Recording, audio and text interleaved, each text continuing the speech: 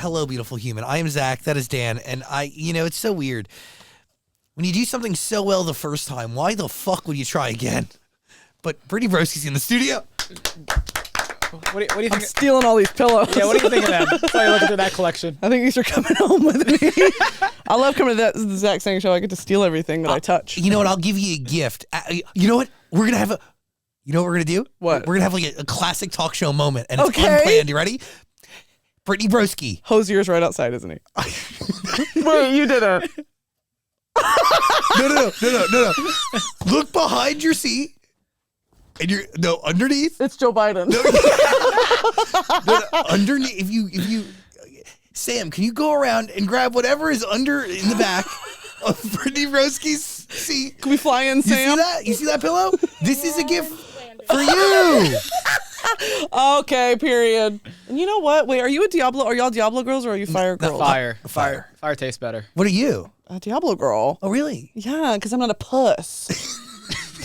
Sorry, bullying everyone. It's good to be back too. Would you want to go to the Taco Bell headquarters? Yeah, probably. It's not just the one on Hollywood Boulevard. No, but that's a great one. It's a good cantina. Location. They test some products when it's new. Like you could get the when it was out the vegan crunch wrap there. And what, they did away with it? Yeah, it was like a limited time test. Damn. It'll come back.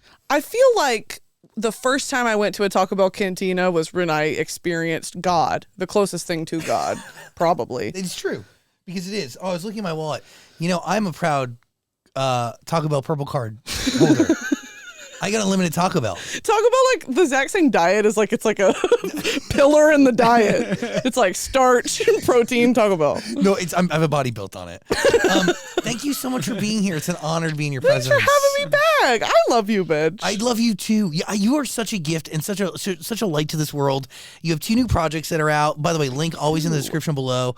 But I don't even know where to begin with you because there's so much going on. Yeah. My notes are a little ridiculous, and your life is pretty crazy. Well. When I say crazy today, what is, and you think, when I say crazy and your life, what do you think? What's the first thing that actually comes to mind? How, honestly, I think that there is a weird energy. It's not a curse, but it's a weird, like, reverse manifestation of when I say, I like this person, keep them away from me. I don't want to meet them. And I'm being whole 100%, 130% genuine. I don't want to meet this person. I meet them. The latest one is Peso Pluma, who's my Mexican singer. Yeah, I love him. And he kind of like intimidates me because he's so like, he's on top of the fucking world right now. And I'm a fan first and foremost. And I went to the show that he did at the YouTube Theater and I was so excited. And then my YouTube rep was with me and he was like, oh, by the way, we're in contact with his manager and you're going to meet him tonight. Like, I'm not even asking for this shit. I think that that's the crazy shit. Is like. So what are you doing with these moments though? Are you capitalizing on it for you? Blacking out. Okay, got it. Cool. Don't remember a single second. So you're not fostering a relationship. No. I'm not like Peso Pluma, let's collab. No. Well, yeah, like let's get dinner. Or yeah, I'm like, we should do a get ready with me on TikTok. No. I would, because it's this weird thing of, I don't want to sound too much like a fan, even though I am to my fucking core, and it's miserable. Like it's humiliating because like it's also like I don't really see a friendship there because I'm a fan. I don't see a friendship with fucking Harry Styles because I'm a fan. Yeah. You know, like I don't necessarily want to make those people, take them off the pedestal, so to say. I understand that. You do know that they just are they're just people. But consider this, they're not. but so okay, can you reverse engineer that to the way people may look at you? Yeah, that'll give me a death spiral. Like, I'll freak out about that. When people come up to me and they're like, you are my Harry Styles, I'm like, you're lying when you say that. Like, I really don't think they're being serious. But what if they were? I'll have to, like, run out of the room like a chicken with its head cut off. Like, I don't know what to do with that information. Because I've been on both sides of it, right? As, like, the stan and then the person being stan. And it's a very strange relationship because I think about how fucking crazy I am as a person and how maybe I shouldn't be allowed to live alone. Oh, yeah. Okay. And then I take that of like, I'm reading fan fictions about people and I'm writing fan fictions You about write the people. craziest fanfics. You write fanfics about. We don't have to detail them. No, I have them. Go ahead. They're absolutely crazy. Mm-hmm. Okay, so you've admitted to writing a fanfic about Robert Downey Jr. and vampire Harry Styles. I think my Uber might be outside. What questions do you have for me about my vampire Harry Styles fan fiction? I'm here to answer them. Where does that come from? Okay, question 1A, why? 1B, where does it come from? I'll tell you. So Did you watch Van Helsing and then listen to One Direction? Well, Followed no, by Iron I Man? watched Vampire Diaries. I listened to One Direction because I was 17 and I was like, you know what's missing in this fucking cinematic universe? Harry Styles. And so I wrote it because if there's not art in the world that you can find, you have to make it.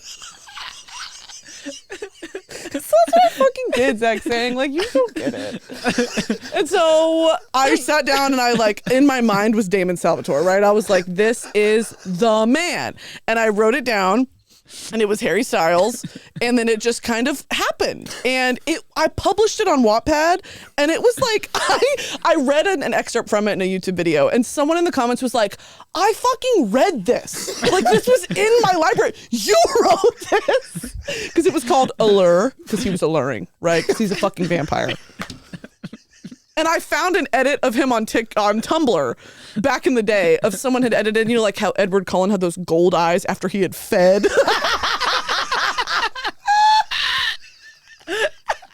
edited a black and white photo of Harry Styles with gold orbs. And I was like, that's the cover art. And then I put like, literally, oh my God, I'm a fucking graphic designer, dude. I like put text and like put shadow behind it and a font. And it was like, there, and it was dripping blood. Creative. Sick. Look where it brought you. Look where it got me. Crying. If you want to be a published author, this is your fucking green light from me to do it because anyone can cook. Why are you secretly still on Tumblr? Because it's my safe space. Genuinely, like there is nothing like Tumblr. It is overrun with ads now, which I will like fucking cut that out over that. But it's like a safe space. And honestly, I go back to it and I still follow all the blogs that I used to in high school. So it's like cigarette, daydreams. And I'm like, damn, facts, reblog. It's so stupid. How many times can I hit the mic without the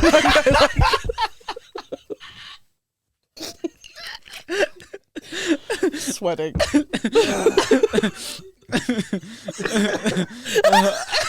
I'm sorry. Oh, man, I'm having a great time. Listen, that's what I'm here for. Okay. Yes, moving on. So what? You have an obsession with a video game character. My friend. Can I ask, do you do the research? Because we're friends. It's a combination. Okay. But by the way, when I sit down with my producer Jordan, who's awesome, and we're going over you, Yeah. your close friend stories are top of my mind because you need to understand something. What? The Brittany Broski you're seeing is the Brittany Broski everybody gets. There's no difference. Zero difference. Some of it's just a little censored. Yeah, and fine. it's a real blessing. Thank you for being a part of my universe. I'm absolutely so lucky to orbit it in it. No, it's an honor and a privilege. My close friend story it's just like my normal story, but worse. Yeah. Because it's stuff that I'm like, I'm humiliated to post this. Let me show my closest friends in the world. And sometimes I don't know if it's your close friend story or your real story. It goes like My so this video game character, and I'm about to bare my soul to you really quick. Well, please, because I had a friend growing up who is obsessed with anime characters, like in an almost sexual way. So can you make the case that you're sexually attracted to this video game character? 113%. Yes. Okay. And you know what it is I never played. It's okay. Call of Duty Modern Warfare 2. Okay, let's inform the audience. And it's a character named Ghost. And it's this British fucking like scary soldier. And he's got all this tactical gear on and he, I don't know, kills people because it's Call of Duty. Yeah. And one day in the year of our Lord 2023, about a month ago, I got an edit on my TikTok For You page. Because I famously love a masked man. I love Kylo Ren. I love The Mandalorian. All right. Let's unpack that. Well, okay. Why do you like a man in a mask? Because the mystery of what the fuck does he look like? Like he could be ugly or he could be really hot. But then it's that of never knowing. But And would then you still make love to them while wearing the mask? 113%. God. Yes. It's like a psychological problem I have. Yeah, what are you projecting on them? I don't know. Anyway, back to this guy. Yeah, I wish I could answer those questions. I don't have a deep answer. We could bring my therapist in if she's outside. She could like pop a squat next to the Taco Bell pillow. And in our second talk show moment of the day, Brittany's therapist. Woo! We don't have budget like that. No, we don't. She also blocked me, so okay, so Ghosts. Yeah. I got an edit of that song that's like slut me out, slut me out. No one? It's a famous song and they'll use it on edits of like hot men on TikTok. And I got it and it was this like velocity edit, like sexy video of Ghost from Call of Duty. And I was like, who is this young gentleman? Come to find out he's not real. He's animated. That doesn't stop me. That does not stop me. She tries to find his Instagram to slide into his DMs. I literally was like, Ghost Call of Duty real name? He's not real. I found the voice actor and he looks nothing like him. I'm humiliated. Fucking pissed off. My life is so hard. And then so when I found out he was an animated character, I was like, and there's a fandom of this? Like, these are not real people, and there's so many characters. There's Ghost, there's someone called Koenig, and he's a German guy, and that kind of takes me out of it, because Ghost at least is like, you fucking wall, and he's like got a gun. Koenig is like, ja, das dürfen, and he's got a gun, and I'm like, that's not... You pulled me out of it, man, because he looks great, and he's got a mask on, and I'm so into it, and then he speaks, and I'm like... I think that's it too, is that men are so disappointing. So if you hide their identity, I'm like, I'm into that. The less you know, the better. Because I can project my fantasy onto that, whatever that may be of the day. I think that's what it is. He's what you need him to be. Whenever I need it. And then, like, if he's gone, like, you don't really know him, so it's fine. Exactly. And I'm going to be honest, like, the eyes suck you in. And it does, they do. And even when they're asleep, their eyes, it's, fuck, I hate being in love. It's a terrible stuff. It's awful. It's miserable. Let's unpack that.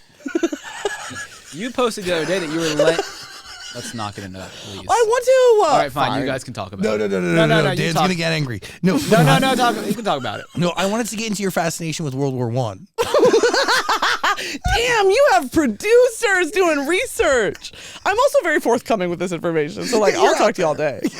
But like, are the two connected? Like, did Ghost lead into World War I, and then are you like, oh, I like a military man, gotta find one of them? Love a military man. But aren't you a military? Well, yes. I'm a military brat, and I think that's part of my illness. That's part of my psychological diagnosis. Is that I think I grew up seeing a man in uniform, and I was like, "That's what a strong man looks like." And then, true. And I don't think that's daddy issues. I think that's like this in my mind is the ideal male archetype because I love my dad and I respect my dad, and I think he was a fantastic dad. And so I seek those qualities in a potential partner because he's like the shining example, and it's also what I want to be. And so I want to find someone who matches what I am. And I'm like always disappointed by military men because the stereotype is they're crazy and abusive and they love to just hit anything, a wall, a woman, whatever you may be. And I think that that's very sad that also kind of by association, they're usually kind of right-leaning. And I'm so not. So it's really the cross that I bear is that I love a military man, but it's not good for me. But if there's a liberal military man out there that's looking for some love. My Instagram handle is Brittany_Broski. I'm about 5'8". I'm represented by UTA.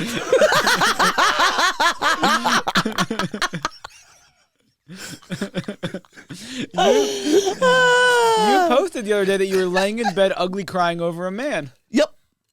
That was not an animated man. That was a real man, though. A real man. It was a real U.S. American man. What'd this guy do to you?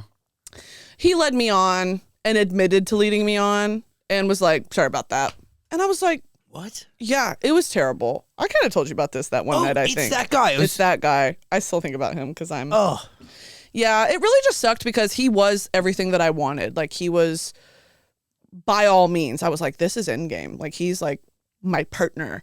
And then he sprung that on me, and I was like, uh-oh, okay.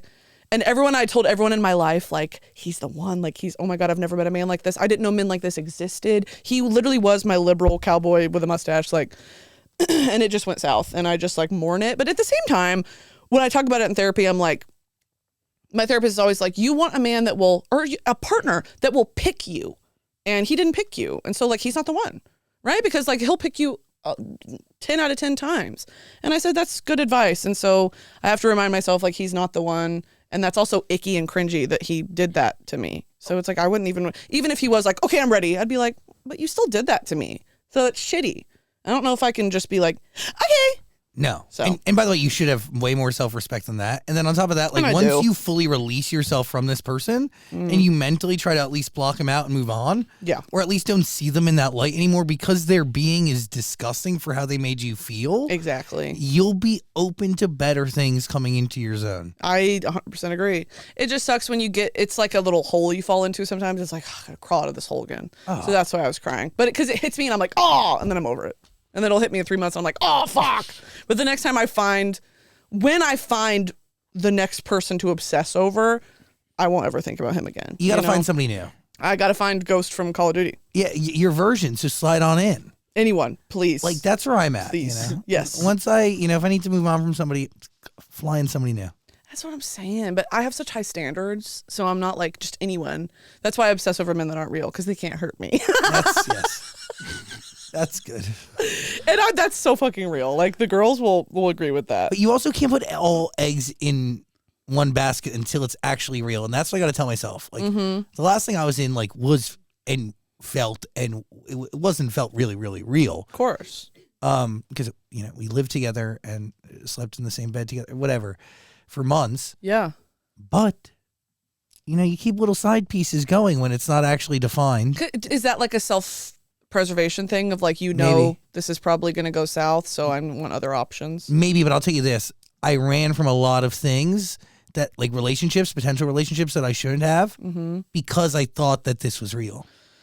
Like, a lot. Do you get what I'm saying? Well, like, I missed out on, like, really great people who had a lot of interest in me, and I ended up ghosting them. It was bad. I think, though, that, like, that's just part of the human experience. Like, why? It's not this game that you have to play. Like, if you were in love and, like, that was the moment, you felt that in that time, and that served you for a time, and now it's over, Like, I don't think that you should have regret of, like, I ignored these great people. It's like, they weren't the one for you.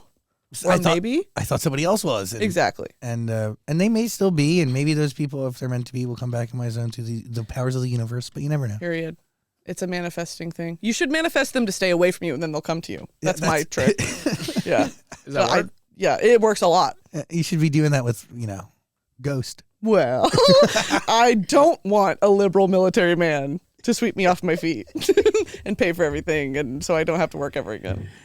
That's not the goal. It's not the goal. 2 new projects. Well, of course. Yeah, it's not the goal. I definitely have accepted that I'm going to have a trophy husband, and I'm the, like, bitch, I'm the fucking man. Yeah. Like, I'm the breadwinner. Mom, I am a rich man. Like literally I've accepted that, which is strange because coming from the South, which I talked about last time, it's like your life is kind of laid out for you of, like, a Southern Christian woman where you're married by 24 and you have kids by 25. Like, that's just kind of, or younger. And so it's been weird abandoning that and doing this new thing and still holding on to those little threads of, I'm either too young to be doing something like that or I'm too old to be doing this other thing. And it's just like, one of those things where, what was that quote that went around a few years ago of, like, Oprah was 40 when she got her first daytime talk show. And I'm like, period. So it's like that shit where there is no timeline for this. Also, this job and also, like, the entertainment industry, there's no fucking quota or age limit or whatever. Like, it can happen whenever, and if it's meant to happen, it will. So I think I've kind of been trying to rest back on that of, like, I'm doing fine. You are. And I'm happy above everything else. And before, when you came on, I asked the question, do you aspire to be liked by men?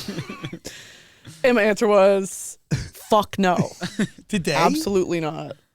Yeah, to date, of course. No, but today, how do you feel? The same. Absolutely not. Nothing has changed. Absolutely. But men aren't even on my fucking roster unless they're animated and in a mask. I'm not thinking about them. That's a lie. I think about men all the time. But not real men that could, that I'm obsessing over in a way that is tangible. It's a very... it's the fangirl mentality. It's like escapism. I'd like to imagine what if, and I like fake scenarios and whatever, but it's never something that's like, this person could actually break my heart or we could actually be together. But will you ever try to take action on things you imagine? Sure, of course. If it's a real person I meet in real life, not a celebrity. Well, I don't know. I don't want to rule out celebrities, but it's also like, I don't know. I can't think of a single actual celebrity man that, first of all, who would know who I am in a way that's meaningful. And second of all, would actually be like, would you like to go to dinner? Like, no. Also, men don't do that anymore because men are scared. So it's fine. That? I'm going to have to be like, I'm going to pick you up, wear a red dress. Like, I'm going to be the one that's like driving a Bronco. It's fine. I don't care. Put him in the car seat. I'm setting up his binky in his car seat. It's fine. Coloring book, yeah. Yes. Can we get the kids menu? Thank you. He likes chicky nuggies. Thank you. That's going to be me. It's fine. You worked at Claire's? I did work at Claire's. So you pierce people? Fuck no. Oh, I got scared. They did not let me around the children. I was going to say, holy shit. No, dude, you have to have like a special license to pierce people's ears at Claire's. And the girls who had those licenses should not have fucking had them. They're high, like they smell like weed smoke, and they're like, I can't count down from 3. And it's this poor little 8-year-old girl's like, holding her mom's hand. She's like, I'm gonna count down from 3. And it's off center and it looks bad. And I'm like, that's your fucking fault. You went to Claire's to get your ears pierced. But yeah, I worked at Claire's for 2 weeks during Christmas break in college. And I came home every day from work crying because it was the holiday season. The people are terrible. Oh, dude, at Claire's. Also, you're returning something to Claire's. Those earrings were $1.99. Like, just take the loss, sister. I literally every single day, and of course they were like, you need to dress cute. Like, I couldn't have just worn a t-shirt and jeans. I wore these little booties because this was like 2016 and those little ankle boots were in, and I was like, oh bitch, I'm on my Just Fab wave. Like, I had just gotten my first pair of little booties for a 9-hour shift. My feet hurt so fucking bad, and every time you sit down they come in and they go, get up. They come behind the counter and go, get up, there's customers. So I was like, I had to rearrange all the earrings again. It was miserable, dude. Any customer service retail job is just, it's bad. It's the 9th circle of hell. It's what my sister does. She's like a manager. Or a manager for what? Now she's at a brand called Oakenfort, but she's been at a bunch. Okay. Bunch like PacSun, Zoomies, I know she has some horror stories. Oh my God, Gap. Oh yeah, dude, we're talking about like things like crime rings coming in. Yes, dude. Insane stuff. And like your mortal enemy is a 14-year-old with sticky fingers. Yes, or a crazy mom who gets their kids involved and like works with a syndicate of other moms with their children. What are you talking about? Oh my God, it's nuts. Like to the point where like they were bullying people as they were leaving, like wrapping up for the day and walking from the mall to their car. Yeah. The robbers would like go and like intimidate the workers at like the different stores.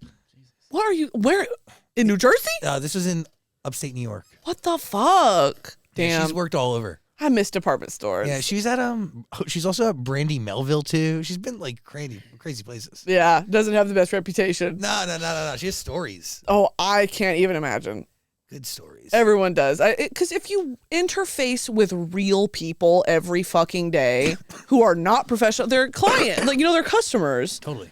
It's just like, I think everyone should be forced to work a customer service job because it will teach you how to talk to people. Like the next time you want to go into an airport or a restaurant or wherever and like think that you're better than the person serving you, bitch, pick up a shift in the back. We're waiting. Clock in. It's terrible. Amen. Yeah. I have a TV show to pitch you. All right. Here you go. Okay.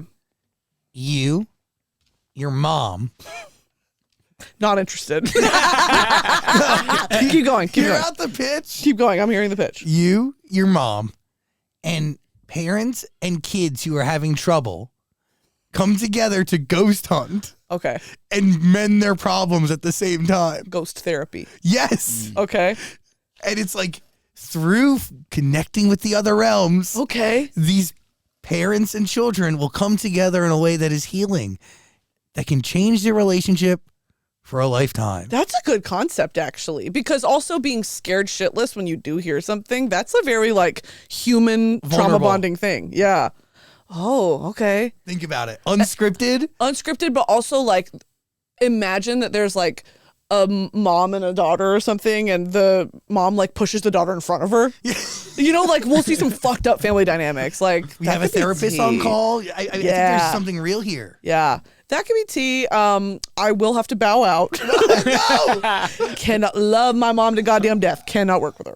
Will not be doing that. Nope, nope, nope, nope. So, but she still loves ghosts. Oh, it's not love. It's like, it's life. the truth. Yeah, it's life. I mean, like, she's not fucking joking. Like, it's not a joke. But sometimes you have to laugh, and then I'm like, because she showed me some videos, and I'm like, okay, what the fuck? Like, it is. It's real. I've seen some unexplainable things. Not enough to be like, is that a toilet in between you guys? No, it's a little table. Sorry, it looks like the back of a toilet. I was like, what are we doing? Welcome to our really expensive studio. Yeah, we sit between a toilet. There's like a boat parked out front, like a broken down Ford. It's like, but yeah, I've seen some things that are kind of convincing, and it's a very odd thing because I'm a very skeptical person, but I am no stranger to fantasy and whimsy.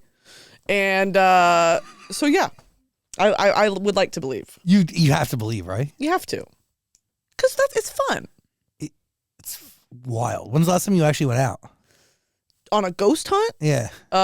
With my mom in 2021, I believe. How'd she convince you to go out?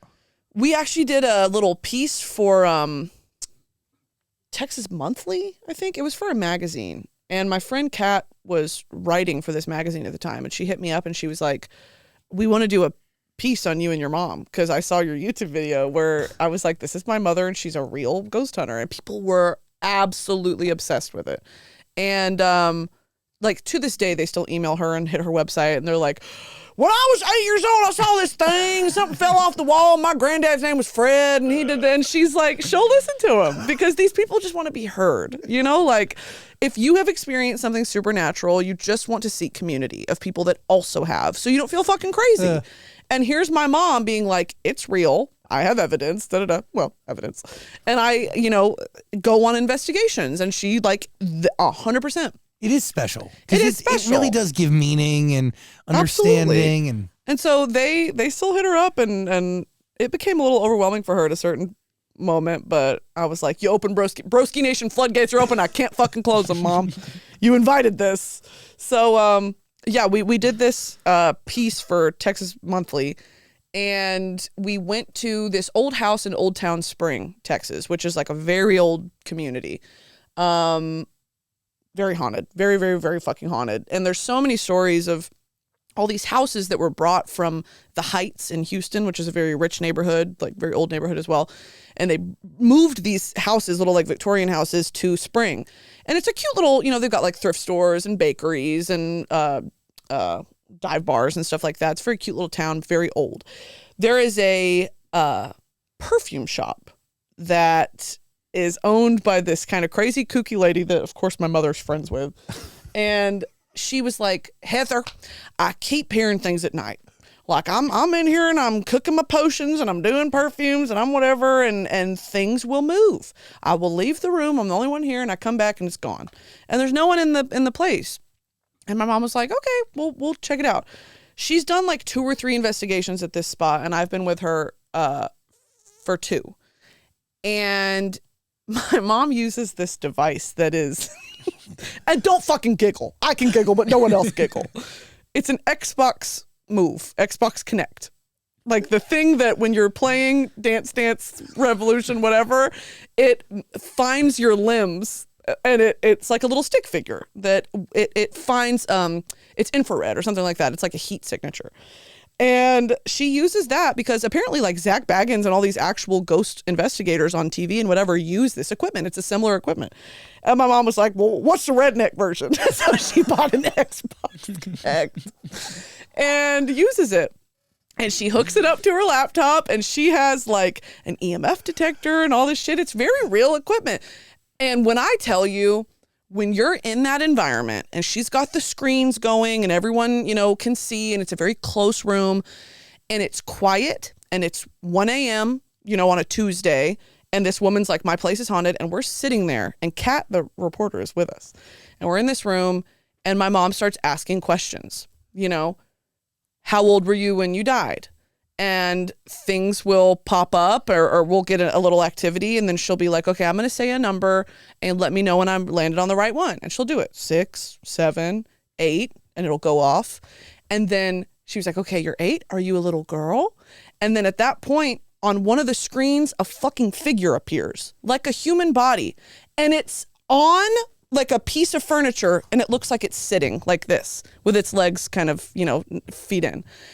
And I look at my mom and I say, you did that. I was like, you are pranking me. Like, you did that. She said, Brittany, I'm not, how could I have done that? And so she's talking to it, and she focuses her attention there. And she goes, so you're 8 years old, you're a little girl, or are you from around here? And you see the legs start to kick a little bit. And then she goes, could you come sit by me? And y'all, I'm not joking when I say this. A cold wind like comes over our legs and comes and sits by my mom on the thing. Now the figure is by my mom. And so in that moment, I'm looking at Kat and I'm like, I can't explain that. And sure, the equipment's rinky dinky and it's redneck and it's but when you are in that environment, you're in a room in this perfume shop. It's 98 degrees at night in Texas. It's a fucking heat, and a cold wind comes across. It's just very, how do you leave that and be like, there's not something supernatural? But I'm also skeptical enough to be like, I understand that explaining that to somebody is like, you used an okay, so you used an Xbox. Dude, this is why this is fucking the best TV show. It can make some money. All you're telling me is... But... All you're telling me is why. Why we should be doing this. Yeah, I'm just seeing dollar signs in my head right now. I'm just seeing syndication. I'm just seing fucking 100 episodes. I know it. Well, I don't know. I think we should go in together and pitch it. Yeah. But I will not be on it. Because I'm going to get scared and pee myself on camera, and that's just going to be too much. I mean, does your mom go out like on a weekly basis, or does she do calls mostly? She does calls, which is... That's awesome. It's really cool because that also is kind of a foundation. It's not just going in somewhere and being like, is anyone there? Like, this lady was like, and then come to find out, y'all, this is the craziest part, is she will do historical research on these small towns. Like the families that keep these small towns alive, they chronicle everything, because the older you get, you realize like that history is being lost. Small towns in America are being lost. And so they chronicle all the deaths and all the whatever. Come to find out, around the time that house was placed there, a little girl named Shelby died at the age of 8 years old. And so that is like this mischievous little spirit that this woman she's taking little vials and this and moving stuff. I have a chill on my body. So do I. Moving Those around. stories make my eyes water. You see this? Yes, it's so real. Yeah. And come to find out, like, somehow this woman knew. She was like, this is kind of a childlike energy around here. Like, stop taking my fucking, put it back. And so my mom, like, doing that and us seeing it on the screen and it kind of interacting in a certain sense and then having that confirmed, I was like, all right, Mom, you may be onto something. But that's the only time I'm going to say that. There have been certain environments and you have to be there to fully believe it, I think. But I don't know. It's a good story. I want to do this. You should do it. My mom would love to do that. She's been saying, like, you need to film this for a YouTube video. And I'm like, I don't want to do that because I'm going to get freaked the fuck out. No, it's too good. Yeah. So it's fun. And she's a good time. But I don't think my mother's made out for television. What is your... She couldn't handle it. What does your mom think of what you do? She's very proud of me. And I think that... she knew, because she's very creative and I've always been creative, and she knew that it killed me to work a corporate job. But like, that's what you do. That's what you have to do. That's like a stable post-college job. And the creative side of your life comes from your hobbies and your free time. And so the fact that I get to do this as a job, like, she's over the moon. Like, she could have never wished for anything better for me. And she is running PR for the folks back in Houston, because on Facebook, I did the Barbie movie premiere. I hosted the Barbie movie premiere in LA, and it was a dream, first of all. But she took those pictures the second they hit Instagram, and she was like, my daughter was on the pink carpet, y'all. Look at these pictures. And everyone was like, oh my God. Like, she is keeping them informed because, my family, my 81-year-old grandfather isn't on Instagram. So she's showing them, look at Brittany's dress. It's really sweet. But it's also like, I don't know how to react to that because it's like, thanks, Mom. Like, I'm humiliated, but it's also really cool stuff, so I don't know. You should be proud. I am proud of myself, but it's like a mother's pride is so much. I'm like, all right, let's cool it. It's not that cool. Let's fucking relax. How was the Barbie movie premiere? I can't talk about it without crying. I talked to Nicki Minaj. That's fucking, like, what's next? There's nothing next. Like, that's it. When Lady Gaga did the Super Bowl halftime, she was like, that's it. Like, nothing I don't know what comes next. That's how I felt. Like, this is my Super Bowl.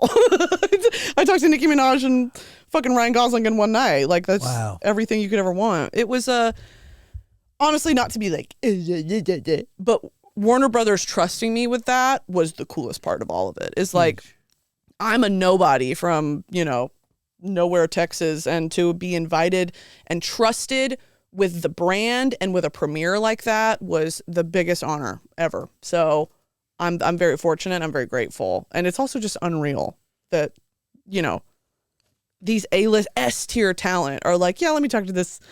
It was just crazy. Like, I'm so thankful. It's amazing. Your outfit was incredible. Did you see it, Zach? Thank you so much. It's stunning.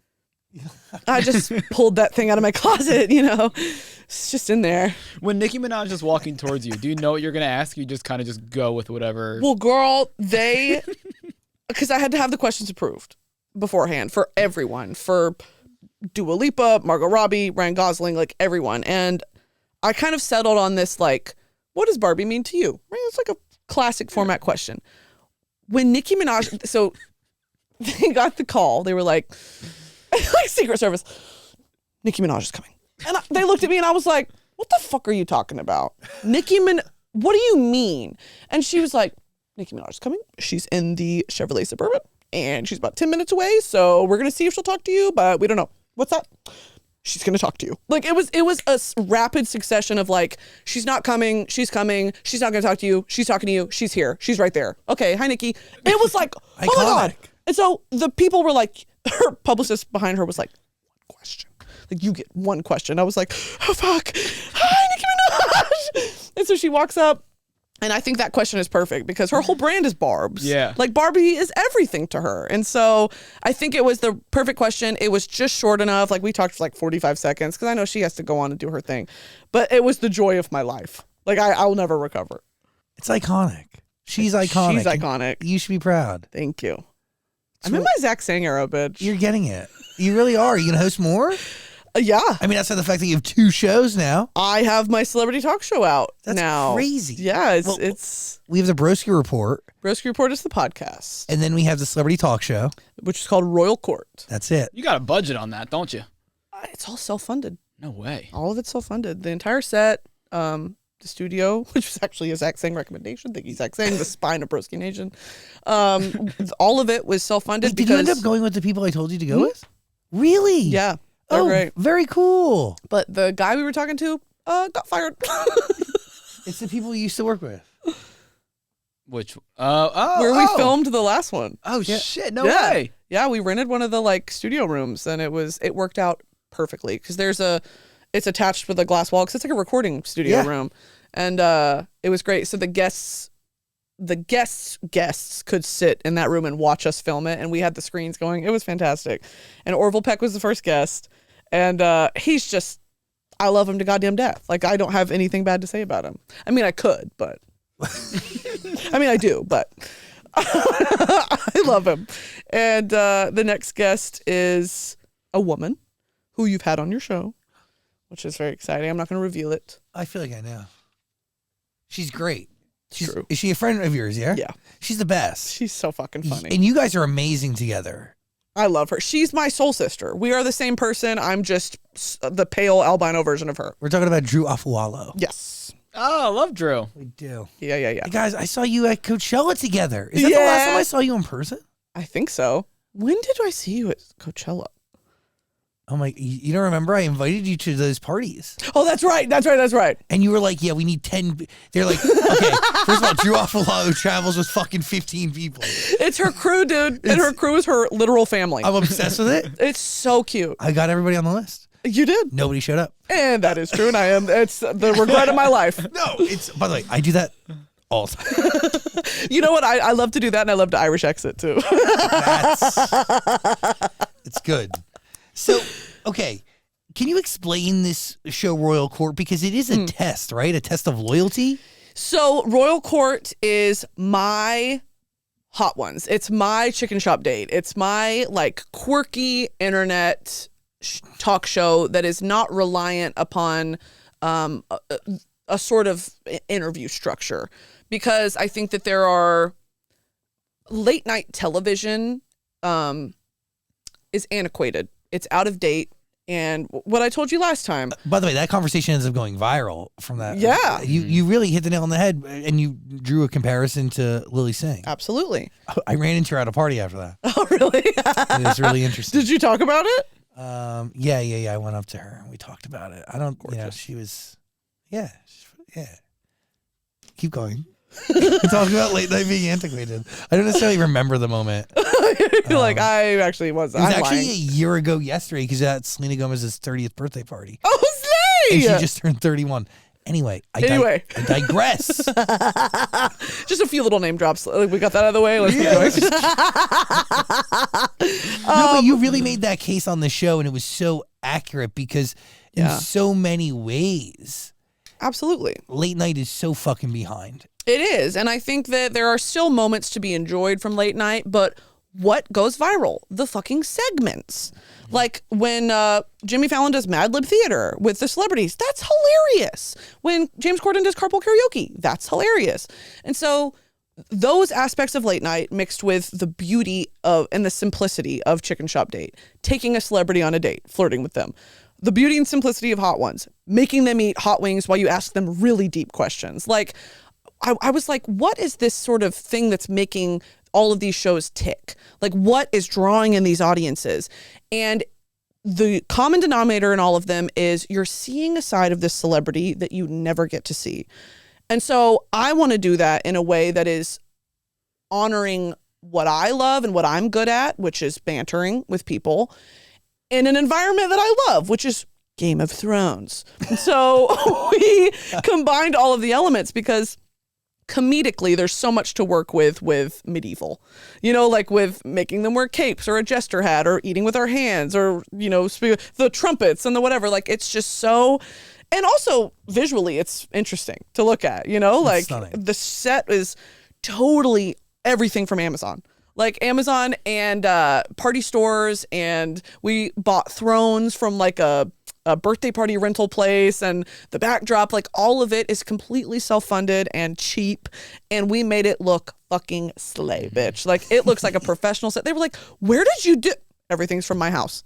The first one we ever shot was in my house too, which we ended up redoing, but this one was at the studio, and it was just, I'm so happy with it. And I have incredible writers, Annabelle and Sabina Mechke, who are just, they are me and I am them. And it's this funny, like chronically online Gen Z girl. That's the humor. And it works because my creative director and my bestie and my editor, Stanley, is also that. Like, he's chronically online, meme, edgelord, scary, like, not scary. I don't know why I said that, but he's like, the internet humor.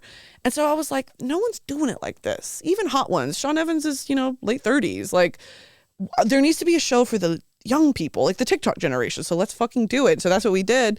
And incorporating Orville, who is this queer country artist he is such an interesting person. And I think that you see artistically a side of him that's very serious, because he obviously grew up gay and grew up bouncing around he lived in South Africa and London and Canada and the US. And it's just like, he's been everywhere. He's done everything. He was a ballet dancer. Like, I want to show the side of him that I know, which is fucking gaggy, sassy, like the gayest man you've ever met in your fucking life. And I have such fun with him. And so I wanted to show that side of him because he is so witty and so smart. And you definitely see that in his music, but I want to show this fun side of him. And so he was so gracious to come on the show. And it was a blast. Like, if I'm not having fun, no one's having fun, bitch. And I had a fucking blast. So it was great. And then second guest, obviously incredible. And we're in the process of the third and fourth episodes right now, which the guests are great. So very excited. People coming, like with Hot Ones, you can make the case that it's not about the guests. It's about watching them eat the wings, right?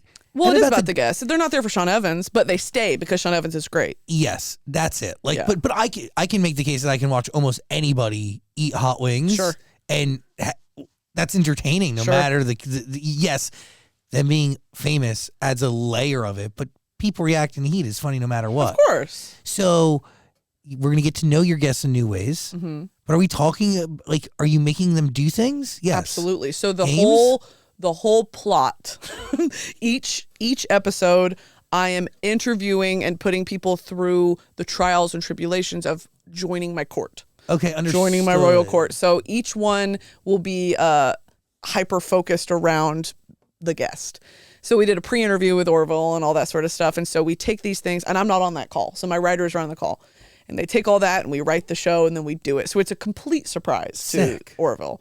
And I am very looking forward to when we eventually have, like Jack Harlow, Post Malone, like these sort of people where they're larger than life. But in the pre-interview, I want to find those little nuggets of like, you don't really talk like what you do. You talking about fucking Call of Duty. Who knows that? I mean, I've talked about it, but like I've talked about it very minimally. I want to do that with these people and give them a space to banter back and forth and have a fucking blast with me talking about things that are not serious. Because so many people are like, tell me about the album. What about your breakup? What about this and that? Who fucking cares? Let's talk about Game of Thrones. Let's talk about, okay. Let's eat chicken with our hands. Yeah, if you were alive in medieval times, would you die of diarrhea or or like just sepsis? I don't know. Probably like, you know what I die from? What's it called when you can't get enough fruit? Scurvy. Just give him an orange. He'll be fine. Yeah. Oi, mister, you got an orange? That'd be you. And then they don't because we're all poor and then you die. Have you gotten a voiceover gig yet? Not yet, Zach. Waiting on you. Gotta hook that up for me, brother. Come on now. We're waiting. Come on, Disney. Let's get it. You have a great voice. Waiting on it. Thank you so much. You know what I have in my possession that I feel like very few people have? No. Do you know what I'm about to say? No. Oh my God, I'm giving you Dan knows where you live energy. I heard you move, so I don't know your new address. Yep, try to find it, Dan. You fucking can. That was crazy. He shows up 24 hours later. Dan, what the fuck? I wasn't being serious. Yeah, that was good. I nailed that one. You did. Yeah. To not talk the entire episode and then be like, I know the exact address, apartment number that you're at. And I did. Hey, what the fuck? Well, you're gone. My friend's gone. No one lives there anymore. So it's a beautiful apartment complex. It is. It really is good. Dan still drives by. I still drive by looking for you. Yeah, with his hand like down the window, like there's rain. Oh my God, that's where she was. Stupid. Wait, what was I about to say to you? You have something in your possession that she's never gonna guess. Oh, dude, good things. Is it like baseball cards or something? No, what am I, Logan Paul? No, Gary V. Well. I'm pitching on a new business. So, crypto. Yu-Gi-Oh! Trading cards. Yu-Gi-Oh! Trading cards, but as NFTs. Okay. I have Brittany Broski. I think we can do a good transition. You said, what did I say? And I said, you're in position of something, and then we can come out of that by saying something, and you can say something. It's a good, great transition. Wait, period. You know what I'm saying? Like, if we all think about exactly what I said, it's going to work perfectly. Exactly. The fuck did you say? Hey, she got it. You got it. You all know what I'm talking about. And action. Okay. I don't know. I don't want to tell you what I'm in possession of. We'll never know. But thank you. That's very nice. I just noticed the name tag. That's so cute. That's because a lot of times people come in and they're like, "Oh, Zach and," and I'm like, you know Zach, what? you know this guy. Yeah, I was like, yeah, guy. Like, thanks so much. Yeah. It's a white straight one. You love this guy. I figured, you know what? I'll make myself some building blocks, Period. and that's Looks what I great. did. No, it looks great. Thank you. He's had it for years. It really has worked out for you.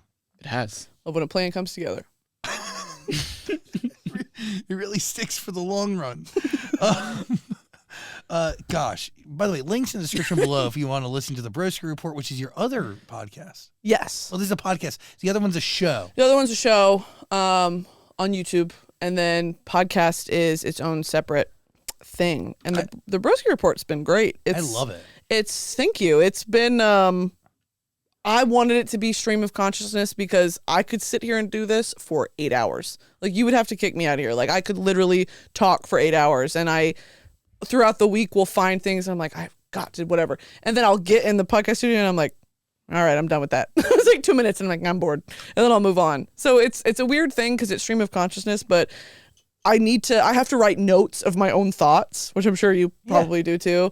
But it's been fun, and people are really enjoying it, and I'm very happy about that because it's always that fear of, I have built my platform on 100% being myself. I don't know what to do other than that.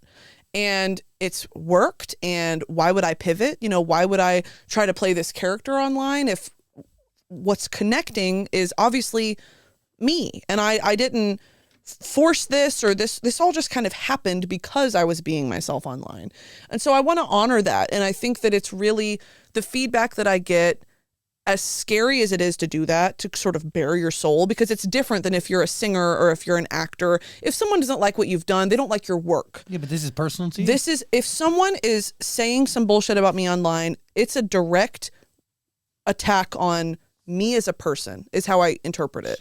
And because I'm a people pleaser, it's always like, the fact that anyone could ever have a negative impression of me keeps me up at night, because it's like, do I need to check myself? Like, are they reflecting what I'm putting out? Is this people who just want attention and are, like, it's so hard to sift through the garbage online to get actually down to the fear everyone has. Am I a bad person? Did I fuck up? Do I need to apologize? Do I whatever?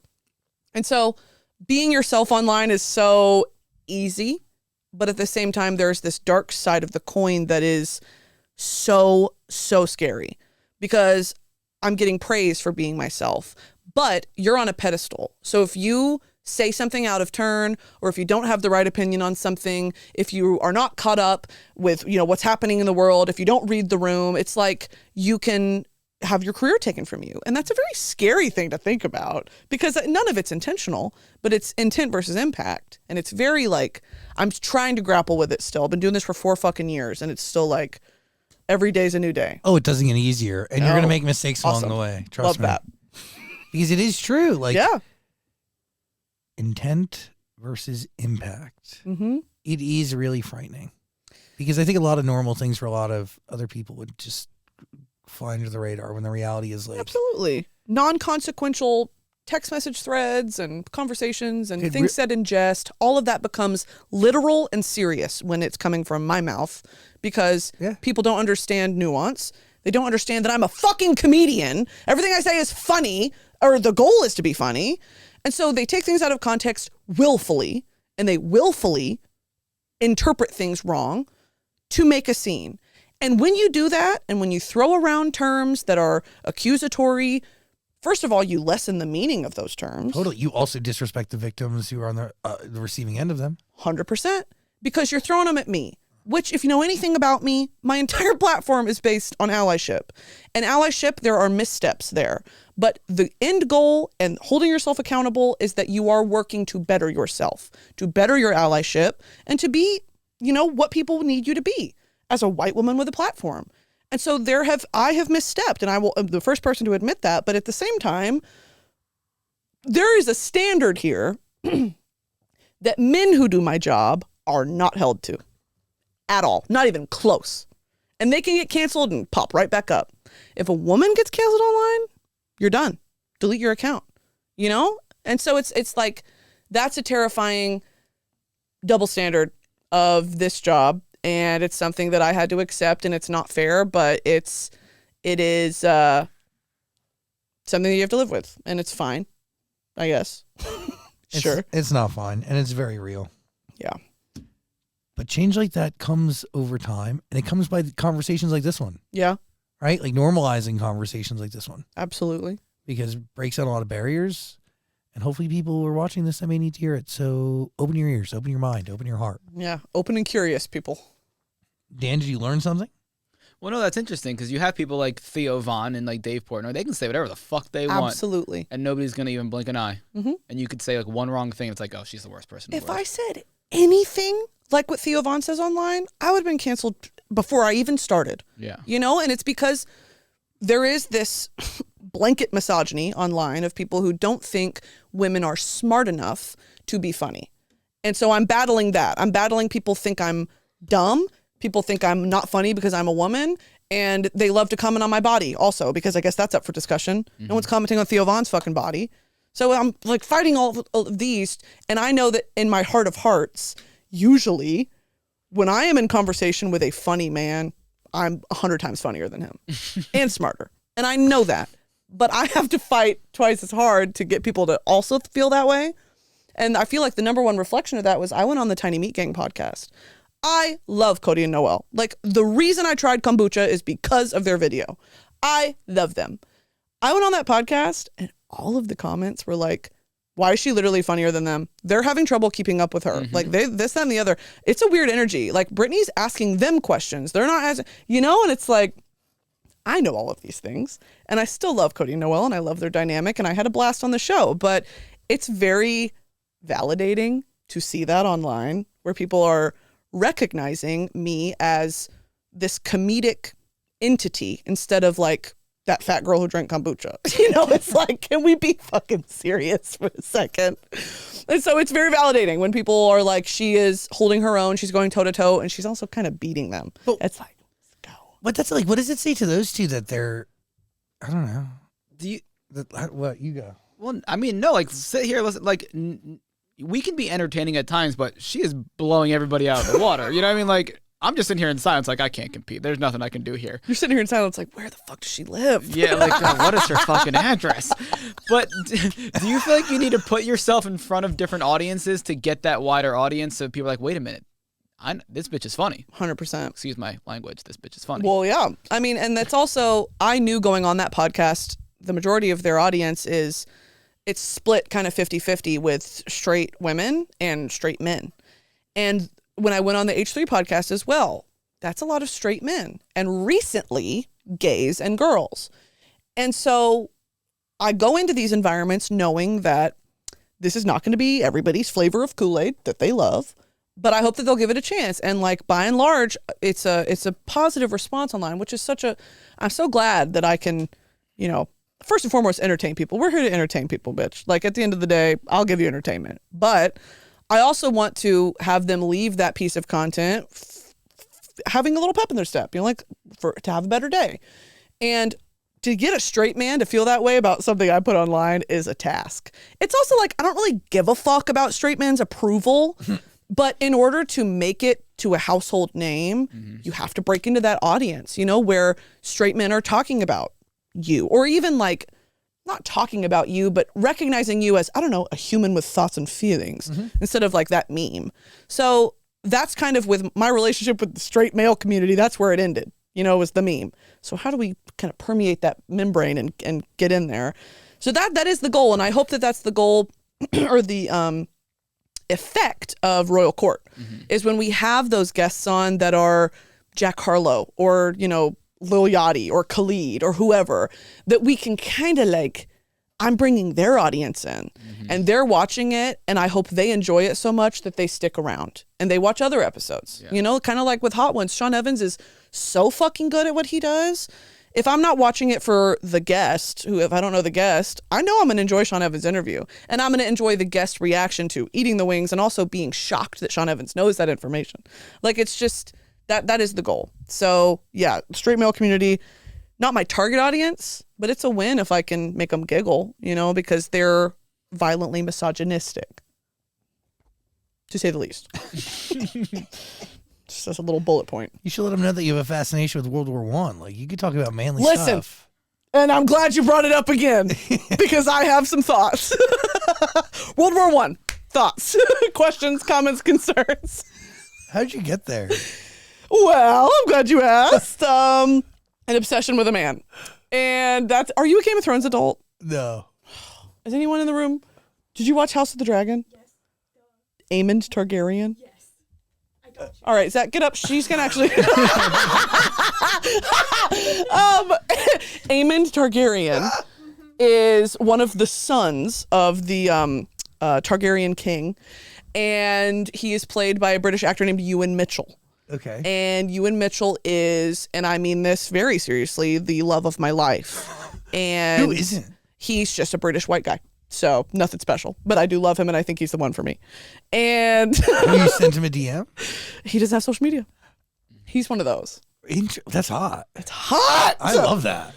I also still think he lives with his mom because he's talked about it. And that's Hot. fine. Babe, live with me. I am the breadwinner. You're the trophy husband. Yeah, you could be the mom. You literally like put on the nursemaid outfit and get in the kitchen. Like, that's fine. That's so. And so I have an obsession with him from Game of Thrones.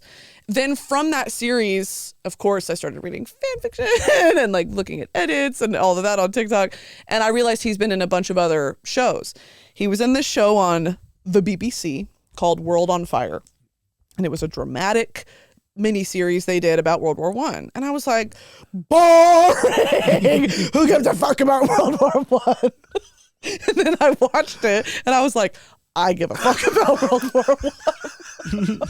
Holy shit, why is no one talking about World War One? You guys heard about this thing that happened? That literally was me for like 2 weeks. I called my dad and I was like, Dad, World War One, right? Crazy. He was like, yeah, Brittany, it's about 100-something years ago. I was like, yeah, that shit was crazy.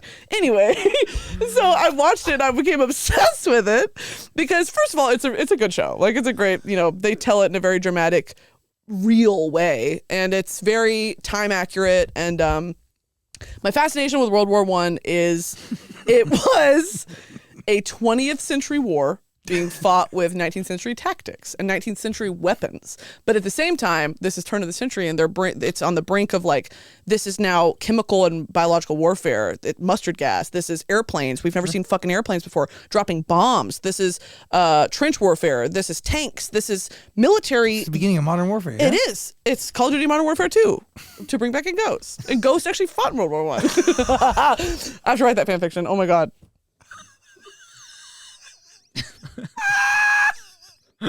Sorry, give me 1 second.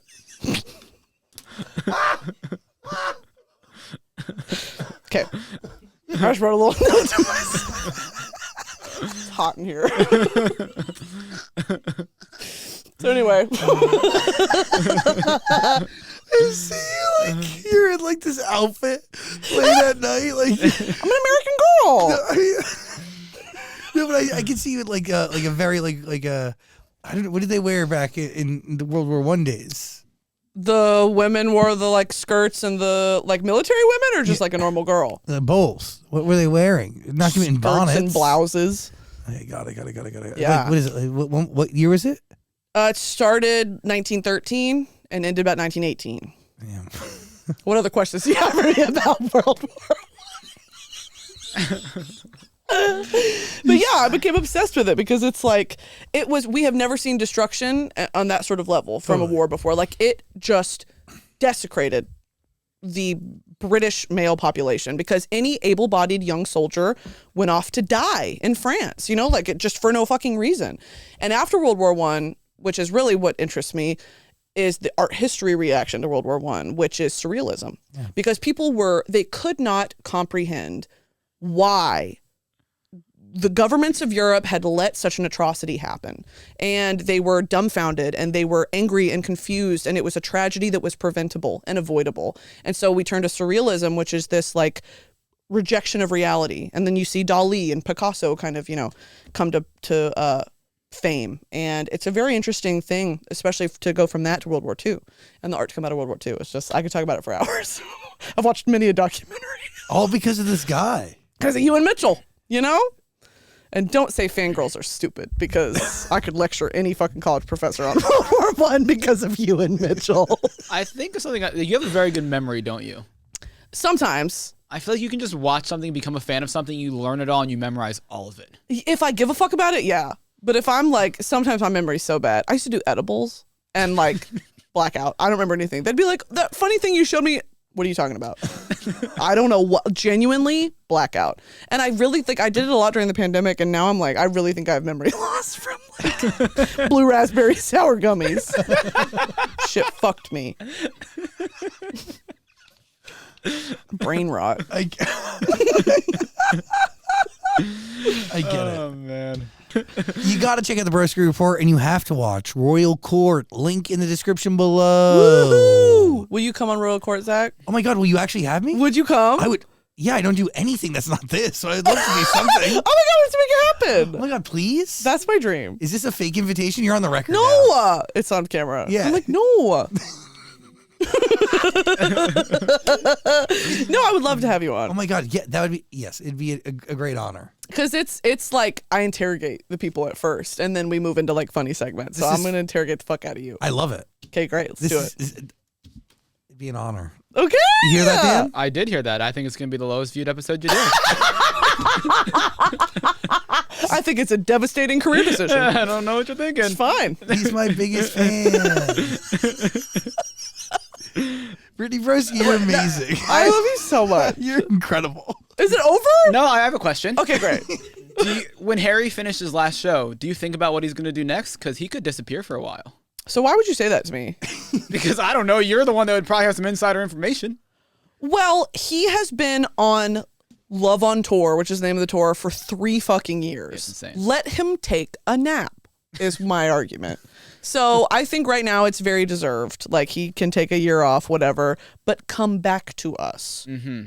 If he goes off the grid for more than a year, I'm knocking on Columbia's door. I'm going to say, you guys got to get the fuck out. Get him out here, or I'm setting fire to the building.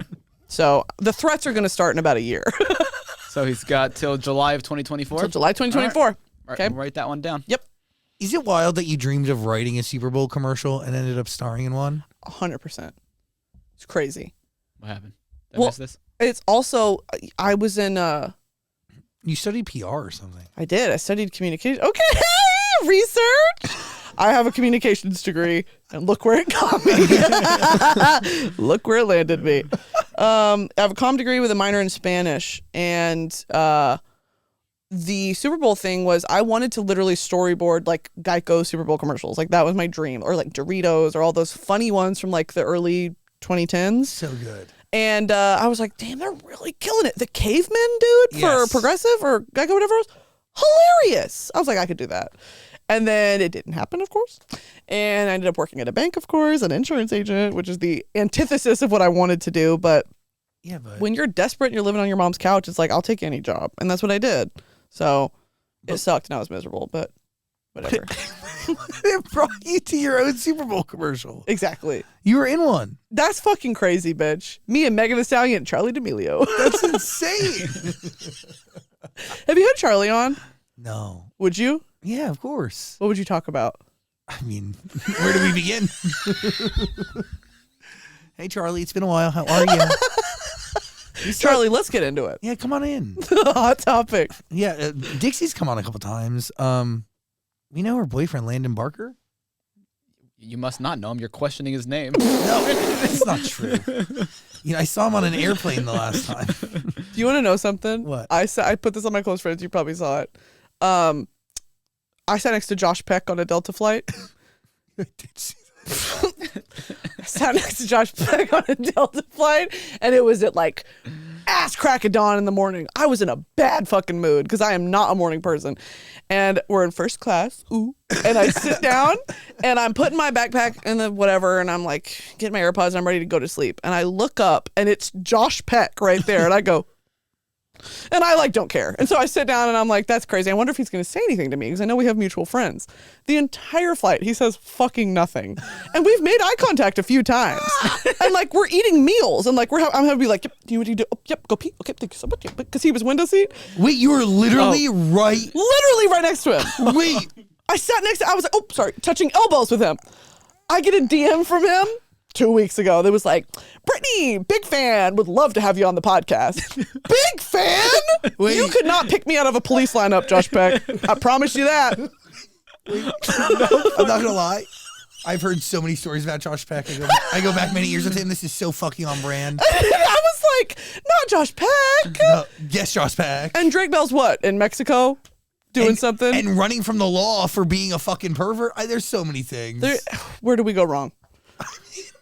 Where did we lose it, Nickelodeon? Wait, that is... Hollywood will never cease to fucking surprise me. It's hilarious. Like, I saw that DM and I was like, you're kidding. So I guess you're not going to go on the podcast. I'm not going to be going on the podcast. Unfortunately not. So this is her saying no. Josh, big love to you, my biggest fan. But I don't think I'll be going on the pod. Sorry, brother. Fucking hilarious. Like, dude, like, turds, like, eventually float to the top and, like, we see you. Like, we fucking see you. Do you ever think maybe he was waiting for you to say something? Because he's like, Well, girl, I'm not going to. Even if it was you and Mitchell sitting next to me, I'd still be like, can you go? Yep. Go ahead, go by me. Like, I would not say hello. You know what I mean? Like, it's also, I don't know, because I kind of want to talk to you about this. With celebrities and celebrity culture, there's two sides of when you meet someone that you're a fan of or that is super fucking famous. You can go up and be like, I'm a big fan. Could I get a picture? My sister loves you. Bye-bye. That immediately establishes you as you're a fan. You are not to be like someone I hang out with because that's weirdo behavior. Or you can go up to someone, forego the photo, forego the formalities, and be like, bitch, you're fucking funny. Like, I love you. Like, you're da-da-da. We should hang out. Da-da-da. That's how you make a friendship. And so when it comes to those sort of people, I'm very selective with who I do that to. Madison Beer's one. Madison Beer, like, it's never been fan behavior from me, even though I'm a huge fucking fan, because I know she slays. And I know that, like, she would be, if she wasn't famous, she would be in my friend circle because she's witty and she's aware and she's smart. And she's a fucking brain, you know? And it's like, I wish people could see that. Well, they do, but they, like, first and foremost is her music. And second of all is her personality. And I think that's a very smart way to do it, but I knew that. So going into meeting her, I was like, let's hang out. And bitch, we hang out. When you go up to someone and you establish, like, I'm a big fan, can we get a picture? Oh my God, da-da-da. They're going to write you off. Also, I have TikTok working against me. I'm an influencer. So you are in a position of interviewer. They come on this show and it's boosted and it's showing a side of themselves that, you know, their fans want to see. And it's kind of more, there is something to be gained. How do you navigate that? Do you go up to people ever and be like, can I please get a picture? No. Or is it always, never. No. Because you can't. No. But I don't want to be that guy, but, like, I've been, like, at this point in time, there's some celebrities, I don't know if I'd ever, and I'm not saying it to be like, ooh la la, but, like, I've been, like, covering red carpet since I was 14. Yeah, you're disillusioned with it. And there was, like, a big like portion of my life where it was more about navigating personal relationships with people that I had seen on TV when I was younger, because now I was working around them and we were growing up around each other, and it was kind of like how we'd existed, because I worked for Nickelodeon for a bunch of years. And because I started at Nickelodeon not super early, but also not super late, I grew up watching a lot of the shows with the people that I became friends with. Of course. So I think that was really unique and interesting. But, like, as it relates to, like, normal, I would never go and ask for a picture, but I will go and talk to people, because the one thing I will use to my benefit is, like, you never know who's seen what you do. Right. Ever. Right. I'm surprised all the time when I find out who the fuck watches our show. Same. And it's the most famous people on earth that surprise the living shit out of me. That's crazy. So I'm just going to kind of ride with it and go with it and treat everybody like they're humans, because they are human. Yeah. And I do know that, like, pictures are amazing, but you want to take pictures with people who, if I'm going to ask a celebrity for a photo, I want to know that I'm putting them out for something that's really special. Sure. Because I know that photo, as happy as they are to take it in that moment, it's a pause from, like, their normal reality, and it's maybe not something that they want out in the universe. Yeah. But they're doing it anyway for you. Right. So I'm only going to ask for a photo. I don't think I ever have if I ever did, it was because like my mom needed to see this. Like this was Sure. this was of the most importance. Yeah. You know, because I'm only going to do something where I'm going to make somebody kind of come out of their real life shell to do something that's like really vital, you know? I think that's smart because it's also in this sort of setting, or even when you are talking off camera with someone, that's a safe space to a certain extent. You know, it's a Hollywood inside track meeting another Hollywood inside track, and there's a sanctity there that's kind of, you don't want to ruin that by being like, could I get a photo? No. And at the end of the day, it's like, I rather build relationship with people that Period. is real recognizes real, right? Mm-hmm. And the friends that I've like cultivated over the years, the real ones last because Yeah. we are like each other. We are the company that we keep. And see, the craziest of storms and the craziest of weather, we still, no matter what, end up riding together. Yeah. And what I'll do in a lot of cases, like, I won't ask like whenever like I build a relationship with somebody, I'm not the guy who like asks for a photo or anything like that. But like in moments, like if there's a moment where, and people probably nobody knows this really, but like if there's a moment where I can make another, like a fan's dream come true, or somebody who I know really needs it, or that moment, I'll like go up to that, like a friend of mine, and I'll be like, can you take time to like meet this person? Sure. Like, was it Dan who accused me of keeping a girl in a wheelchair Yes. in a hot room? Yes. Yes. Carlos behind the camera, you can confirm this, right? I do. We were no, I'll do this from time to time, where It was so awkward. I'd be like, yo, you just No. go get that girl. okay. So from time to time, and maybe now stories will come out, but like, it does happen. And And she like, was in there for like an hour. That's I was fine. like, dude, That's we got to rescue this girl. You're completely lying. How long? Happened. He's 20 minutes. No, Okay, 20 minutes. You're completely No, lying. I'm And not. Don't give a location. I don't want this girl to know we're talking about You're her. being an absolute idiot. I am. So- you trapped her in a room. That's you're just lying on the record for potentially millions of people to see. What is it like? I'm not lying. You brought it up because you know it I'm just happened. wondering, I'm just Must wondering. be on your mind still, huh? And now we're going to the liar cam. On, can we get a close up? No, so this girl ended up being in front of us with her mom, and she. Is it at a concert? Yeah, we were backstage at a concert. Okay. Yeah, we were in a special section at a concert, and she was there with her mom, and she needed a wheelchair for some reason, and she had gone through some life stuff, and I rather use whatever whatever favor I have to make it like I'll ask for favors for something else. Like, so I see this girl, and I'm like, this girl loves. We went to go see Nessa in London, and she loves Nessa. She's singing every fucking song. And I was like, this girl needs to meet her. And Oh. I was like, have you ever met her before? And Nessa wasn't doing meet and greets or anything. I was like, okay, just like chill here for a minute and like I'll figure it out. That's why Dan thinks I kept a girl and not in a closet, in like a room attached to a ginormous venue. A sauna. Not at all. No, and like I'll like I don't ask for photos or like not even concert tickets. Like I'd rather be like, yo, you're gonna like I love you and I need you to do this, and like I'll help you next time, like Yeah. whatever they need. But I need you to give this person like give them 15, 20 minutes of time, and just Sure. it will make just please do it. Yeah. And they do it. That's and good karma too. yeah, dude, dude, celebrities come through. I've taken celebrities to like fucking St. Jude.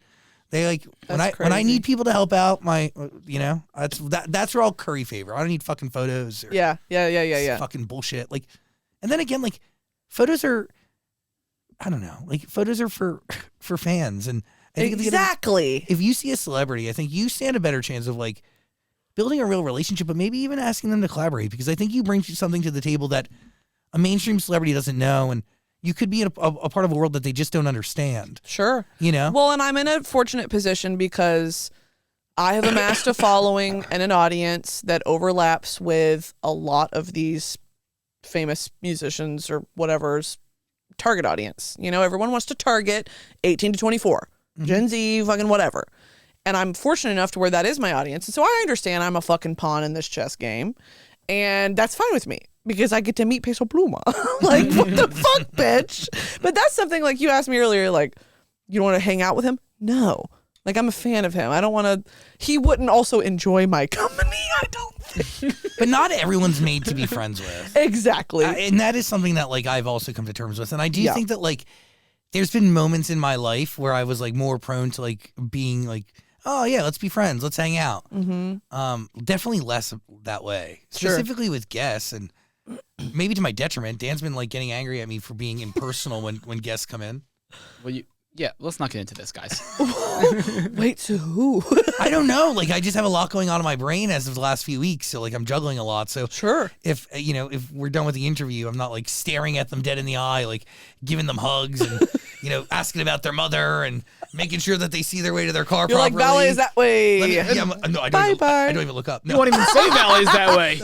Look straight down. I'm like, just like Zach, they're still here. Don't bother him. He's in the stew. He's cooking. chef's at work.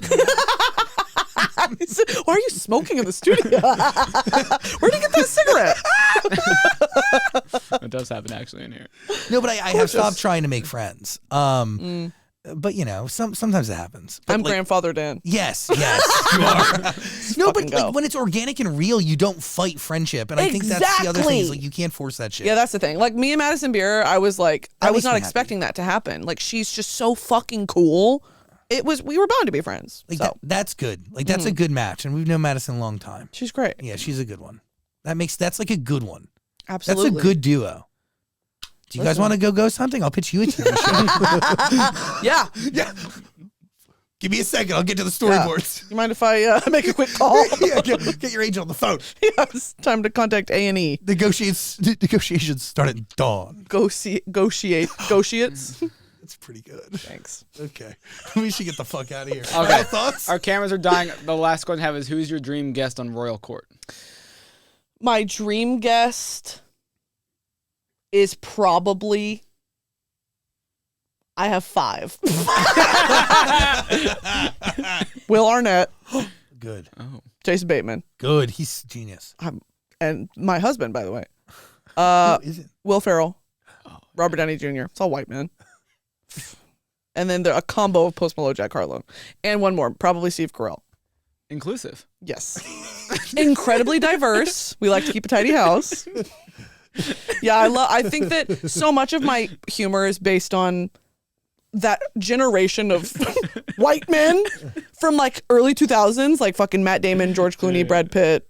Who did I just say? Robert Downey Jr. Like I love them to goddamn death, and I would love to sit down and just talk to them, especially in a whimsical setting like that. It would be so fun. I would love it. Knock on the log. Will Ferrell would be so good. Yep, it's been spoken into existence. Now it's gonna happen, and I'm gonna be like, no.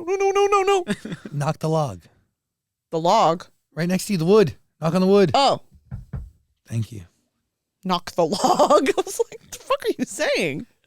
Listen or watch the Broski Report. Also see Royal Court, link in the description below.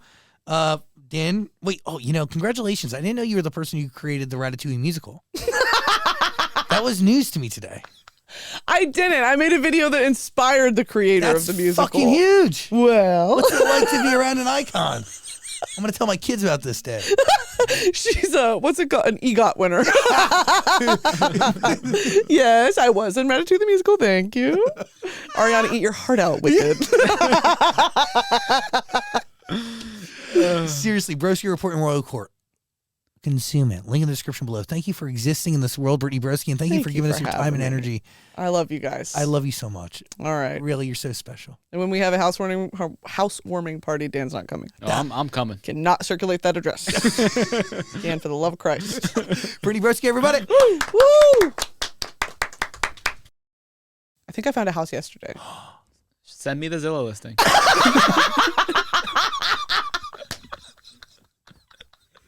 Go ahead and text that over to me. Thank you so much.